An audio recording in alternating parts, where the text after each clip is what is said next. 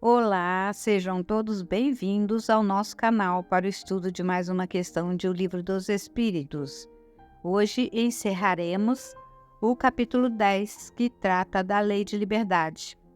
E a questão de hoje é a de número 872, por Allan Kardec, o resumo teórico do móvel das ações humanas, seguida logo após pelos comentários do Espírito Miramês.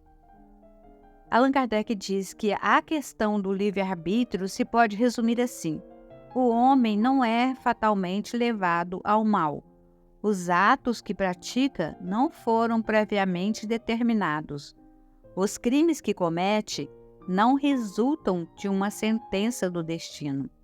Ele pode, por prova e por expiação, escolher uma existência em que seja arrastado ao crime, quer pelo meio onde se ache colocado, quer pelas circunstâncias que sobrevenham, mas será sempre livre de agir ou não agir.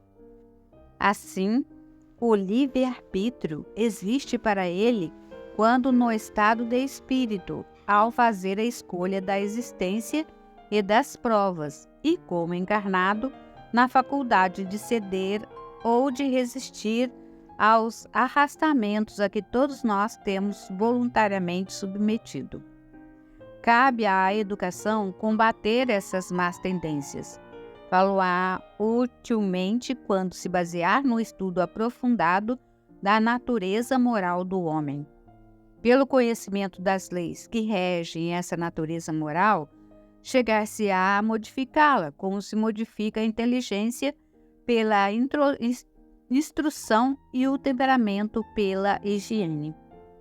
Desprendido da matéria e no estado de erraticidade, o espírito procede à escolha de suas futuras existências corporais, de acordo com o grau de perfeição a que haja chegado, e é nisso, como temos dito, que consiste, sobretudo, o seu livre-arbítrio. Esta liberdade, a encarnação não a anula. Se ele cede à influência da matéria, é que sucumbe nas provas que por si mesmo escolheu. Para ter quem o ajude a vencê-las, concedido-lhe é invocar a assistência de Deus e dos bons espíritos. Sem o livre-arbítrio, o homem não teria nem culpa por praticar o mal, nem mérito em praticar o bem. E isto a tal ponto está reconhecido que no mundo a censura ou elogio são feitos à intenção, isto é, à vontade. Ora, quem diz vontade diz liberdade. Nenhuma desculpa poderá, portanto, o homem buscar para os seus delitos na sua organização física, sem abdicar da razão e da sua condição de ser humano, para se equiparar ao bruto. Se for assim quanto ao mal, assim não poderia deixar de ser relativamente ao bem. Mas quando o homem pratica o bem, tem grande cuidado de averbar o fato à sua conta, como mérito, e não cogita de por ele gratificar os seus órgãos, o que prova que, por instinto, não renuncia, malgrado à opinião de alguns sistemáticos, ao mais belo privilégio da sua espécie, à liberdade de pensar. A fatalidade, como vulgarmente é entendida, supõe a decisão prévia e irrevogável de todos os sucessos da vida, qualquer que seja a importância deles. Se tal fosse a ordem das coisas, o homem seria qual máquina sem vontade. De que lhe serviria a inteligência desde que houvesse de estar invariavelmente dominado em todos os seus atos pela força do destino? Semelhante doutrina, se verdadeira, conteria a destruição de toda a liberdade moral. Já não haveria para o homem responsabilidade, nem, por conseguinte, bem nem mal, crimes ou virtudes. Não seria possível que Deus, soberanamente justo, castigasse suas criaturas por faltas cujo cometimento não dependera delas, nem que as recompensasse por virtudes de que nenhum mérito teriam. Demais, tal lei seria a negação do progresso, porquanto o homem, tudo esperando da sorte, nada tentaria para melhorar a sua posição, visto que não conseguiria ser mais nem menos. Contudo, a fatalidade não é uma palavra vã. Existe na posição que o homem ocupa na Terra e nas funções que aí desempenha, em consequência do gênero de vida que seu espírito escolheu como prova, expiação ou omissão. Ele sofre fatalmente todas as vicissitudes dessa existência e todas as tendências, boas ou más, que lhes são inerentes. Aí, porém, acaba a fatalidade, pois da sua vontade depende ceder ou não a essas tendências. Os pormenores dos acontecimentos, esses ficam subordinados às circunstâncias que ele próprio cria pelos seus atos, sendo que nessas circunstâncias podem os espíritos influir pelos pensamentos que surgiram. Há fatalidade, portanto, nos acontecimentos que se apresentam, por serem estes consequências da escolha que o espírito fez da sua existência de homem. Pode deixar de haver fatalidade no resultado de tais acontecimentos, visto ser possível ao homem, pela sua prudência, modificar-lhes o curso. Nunca há fatalidade nos atos da vida moral. No que concerne à morte, é que o homem se acha submetido, em absoluto, à inexorável lei da fatalidade. Por isso que não pode escapar à sentença que lhe marca o termo da existência, nem ao gênero de morte que haja de cortar a esta o fio. Segundo a doutrina vulgar, de si mesmo tiraria o homem todos os seus instintos, que então proviriam ou da sua organização física, pela qual nenhuma responsabilidade lhe toca, ou da sua própria natureza, caso em que lícito lhe fora procurar desculpar-se consigo mesmo, dizendo não lhe pertencer a culpa de ser feito como é. Muito mais moral se mostra indiscutivelmente a doutrina espírita. Ela admite no homem o livre-arbítrio em toda a sua plenitude, e se lhe diz que, praticando o mal, ele cede a uma sugestão estranha e má, em nada lhe diminui a responsabilidade, pois lhe reconhece o poder de resistir, o que evidentemente lhe é muito mais fácil do que lutar contra a sua própria natureza. Assim, de acordo com a doutrina espírita, não há arrastamento irresistível. O homem pode sempre cerrar ouvidos à voz oculta que lhe fala no íntimo, induzindo-o ao mal, como pode cerrá-los à voz material daquele que lhes fale ostensivamente. Pode-o, pela ação da sua vontade, pedindo a Deus a força necessária e reclamando para tal fim a assistência dos bons espíritos. Foi o que Jesus nos ensinou por meio da sublime prece, que é a oração dominical, quando manda que digamos: não nos deixes sucumbir à tentação, mas livra-nos do mal. Essa teoria da causa determinante dos nossos atos ressalta com a evidência de todo o ensino que os espíritos hão dado. Não só é sublime de moralidade, mas também, acrescentaremos, eleva o homem aos seus próprios olhos.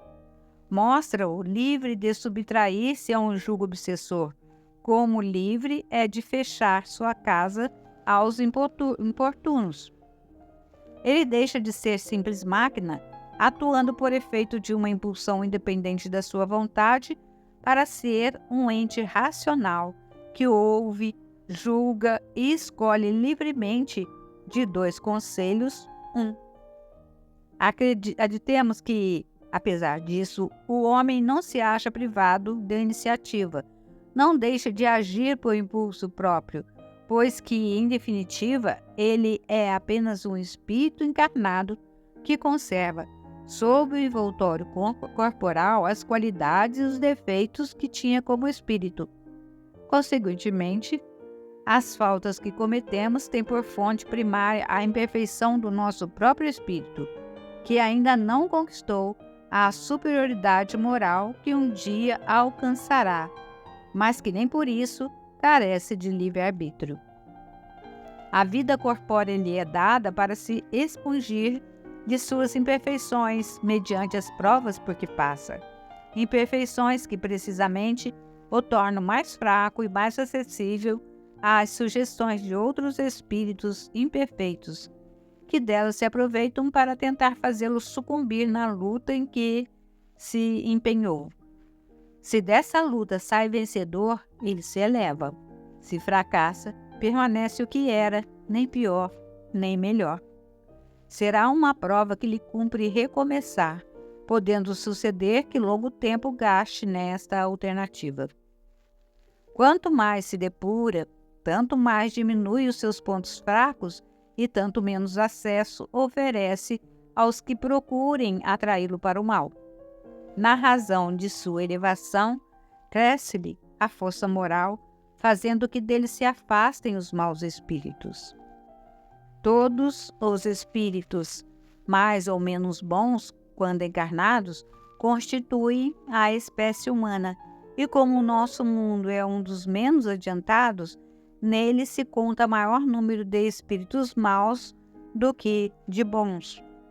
Tal a razão por que aí vemos perversidade.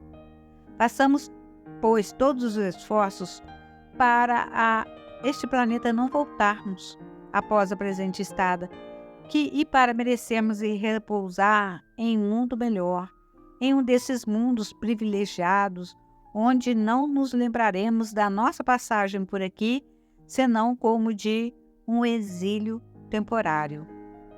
O espírito Biramês, na obra Filosofia Espírita, no volume 18, comenta a questão 872.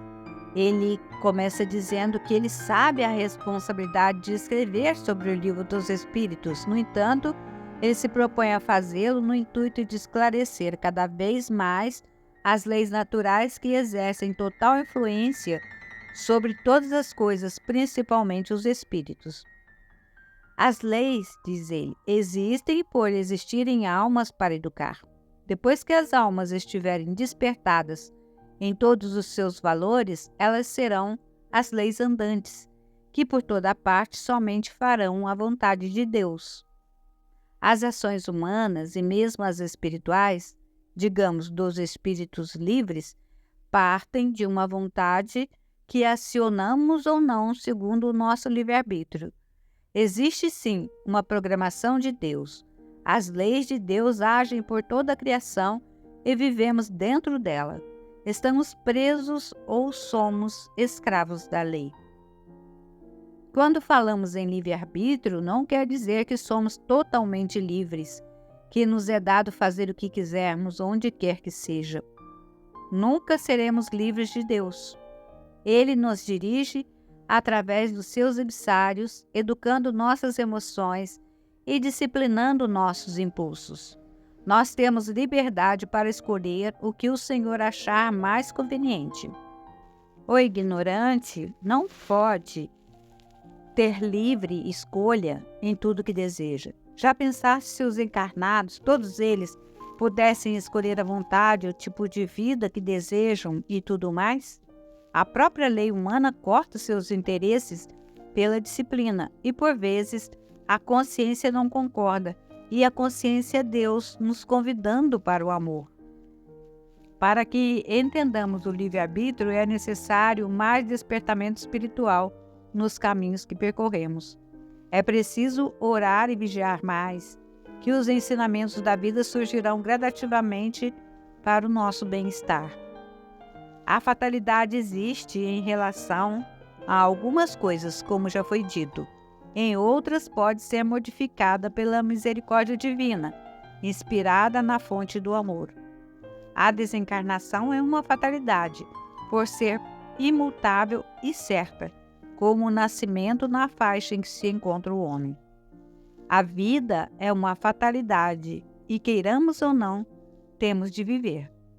Por essa visão das coisas, podemos reconhecer outras, mas a condição moral muda por fora, se mudada por dentro da vida, na intimidade dos corações. Quem faz a fatalidade são os erros, os procedimentos inferiores, as paixões. Vamos ouvir Paulo falando aos Romanos no capítulo 7, versículo 17. Neste caso, quem faz isto não sou mais eu, mas o pecado que habita em mim. São as ações humanas os feitos que se acumulam na consciência, tornando-se fatalidade. As sementes plantadas dão frutos. O homem não é uma máquina como as dos homens. Certamente que não, porque as máquinas foram feitas por ele e o Espírito por Deus. A diferença é muito grande em todas as sequências da vida. A ideia de Deus, nesse sentido, ainda não penetrou a mente humana, e quase sempre os seres humanos entram em contradição acerca do livre-arbítrio, porque diante de Deus e das suas leis, somos servidores para sempre. As faltas que cometemos têm por fonte única a ignorância. Quando aprendermos o mal que ela nos causa, será pela inteligência que iremos nos afastar delas, passando a viver somente a verdade que tem o condão de nos dar a liberdade. Oremos e confiemos, procuremos fazer a vontade de Deus, se a capacidade de suportar, que o resto virá por misericórdia, onde o amor será sempre o canal de Deus para seus filhos do coração.